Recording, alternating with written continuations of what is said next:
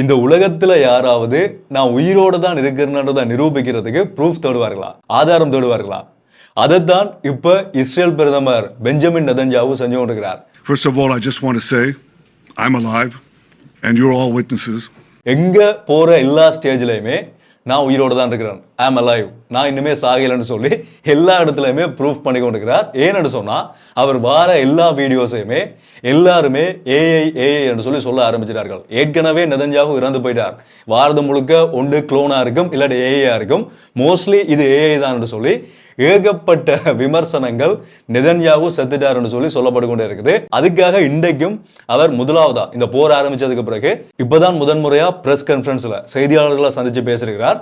அதுல அவர் பேச ஆரம்பிக்கும் போதே சொன்னது, நான் இன்னும் உயிரோடு தான் இருக்கிறேன், அதுக்கான சாட்சி நீங்க தான், செய்தியாளர்களை பார்த்து நீங்க தான் அதுக்கான சாட்சி என்று சொல்லி தான் ஆரம்பிச்சிருந்தார். ஸோ அதுல CNN ரிப்போர்ட்டர் கூட ஒரு வீடியோவை வெளியிட்டிருந்தார். நான் நெதன்யாஹூவோட பிரஸ் கான்ஃபரன்ஸ்ல இருக்கிறேன், நான் அவரை பார்த்து அவர்கிட்ட சில கேள்விகள் கேட்டிருக்கேன்னு சொல்லி அந்த கேள்வி கேட்ட ஃபுட்டேஜ் அவர் போட்டிருந்தார்.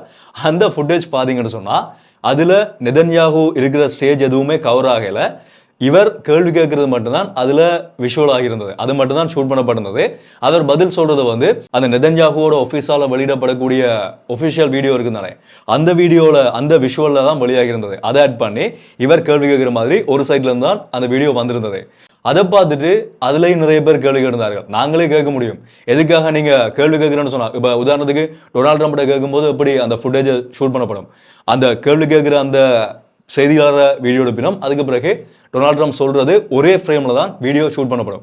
ஆனால் இதுல தனித்தனியா இருக்கும்போது எல்லாருக்குமே ஒரு கேள்வி வரும், எப்படி இது தனியா வந்தது, எதுக்காக ரெண்டு பேருமே ஒரே ஃப்ரேம்ல காட்டலன்னு சொல்லி ஒரு கேள்வி வருது தானே. ஸோ பதில் என்னன்றது இப்ப வரைக்கும் உறுதிப்படுத்தப்பட்டு தெரியல, அவர் உயிரோட இருக்கிறாரா இல்லையானது. நான் சொன்ன மாதிரி நான் உயிரோடு தான் இருக்கிறேன்றதை நிரூபிக்கிறதுக்கே இந்த உலகத்துல ஒருத்தனுக்கு பிரச்சனை இருக்குன்னு சொன்னா அது பெஞ்சமின் நெதன்யாஹூக்காக தான் இருக்கணும்னு சொல்லி நான் நினைக்கிறேன். தொடர்ச்சி அவருடைய அப்டேட்ஸ் எல்லாத்தையுமே நான் உங்களுக்கு அப்டேட் பண்றேன். அப்டேட்ஸ் தெரிஞ்சு விடுறதுக்கு ஃபாலோ பண்ணிக்கொள்ளுங்க.